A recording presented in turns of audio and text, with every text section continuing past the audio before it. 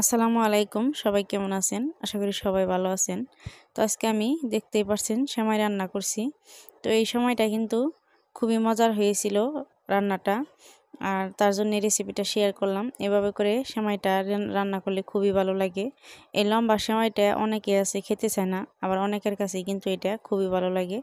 আমাদের বাড়িতে আমি এভাবে রান্না করে দেই, সবাই কিন্তু খুবই মজা করে খায় এগুলো।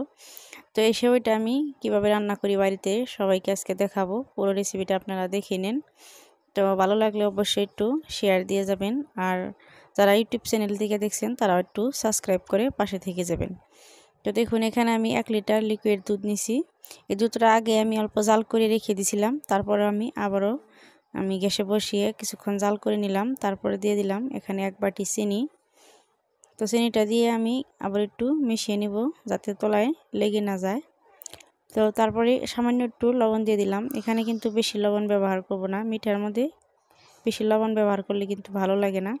তারপর দিয়ে দিলাম গুঁড়া দুধ, হাফ কাপের চেয়ে একটু বেশি। তো দুধটা কিন্তু অনেকটাই ঘন ছিল, তারপরেও কিন্তু অল্প এই গুঁড়া দুধটা দিয়ে দিলাম। এটার টেস্টটা কিন্তু গুঁড়া দুধটা দিলে আরও একটু ভালো আসে, খেতে আরও মজার লাগে। তো দেখুন, তারপরে আমি 3-4টার মতো এলাচ দিয়ে দিলাম। তো দিয়ে আবারও ভালো করে মিশিয়ে নেব। এভাবে আমি নাড়তে থাকবো আর গ্যাসের ফ্লেমটা মাঝারি আছে দিয়ে দিব। তো এই পর্যায়ে আমি সেমাইটা ভালো করে ভেঙে নিয়েছি। তারপর একটা বাটির মধ্যে এভাবে দিয়ে দিব। এদিকে আমার দুধটা জাল হচ্ছে আর আমি এদিকে সেমাইটা এভাবে একটা বাটির মধ্যে দিয়ে দিলাম। তো এই সেমাইটা আমি বাটির মধ্যেই আমি এই দুধটা ঢেলে দিব। তার জন্য আমি এটা অনেকক্ষণ এইরকম করে একটু জাল করে নিব। দুধটা কিন্তু আমার অনেকক্ষণই জাল করা হয়েছে, প্রায় আমি আধা ঘন্টার মতো এই দুধটা জাল করে নিছি। খুবই একদম মাঝারি আছে, আমি লো আঁচে দিয়ে এটা ভালো করে এরকম করে জাল করে নিছি। তো দেখুন, আমি এটা যখন এরকম ঘন হয়ে আসছে তখন আমি এটা সেমাইয়ের উপরে দিয়ে দিছি। প্রথমে আমি 2 চামচ এভাবে দিয়ে দিলাম। তো এরপর আমি 2-3 চামচ দেওয়ার পর আমি এটা ঢেলে দিব। তো দেখুন, এভাবে করে ঢেলে দিয়েই আমি এরপর আমার দুধটা অনেক কিছুটা বেঁচে গিয়েছিল, আমি সবগুলো দুধ দিই নেই, অল্প একটু আমার দুধ বেঁচে গিয়েছিল। তো এখানে হয়ে গেছে, তাই আমি দেখুন সেমাইটা এভাবে করে একটু একটু আমি ঘুরিয়ে ঘুরিয়ে মিশিয়ে নিলাম। তো দেখুন খুবই সুন্দর হয়েছে, এটা রাঁধতে কিন্তু খুবই সহজ।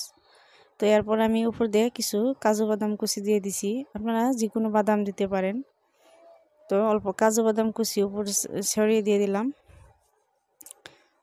তো দেখুন, এই খুবই লোভনীয় হয়েছে এই সেমাইটা। আর সেমাইটা সবাই কিন্তু পছন্দ করে বাড়িতে এভাবে বানালে। তো আমার বাচ্চারাও খুবই পছন্দ করে, সবাই কিন্তু এটা খুবই মজা করে খায়। তো দেখুন খুবই সুন্দর হয়েছে, আমি এটা এখন একটা প্লেটে বেরিয়ে নিয়ে খেয়ে নিব। তো আমি একটা প্লেটে বেরিয়ে নিলাম। দেখুন খুবই মজার হয়েছে এই সময়টা। তো আপনাদের কাছে কেমন লাগলো অবশ্যই কমেন্ট করে জানাবেন, আর ভালো লাগলে ভিডিওটা একটু শেয়ার দিয়ে যাবেন। আল্লাহ হাফিজ।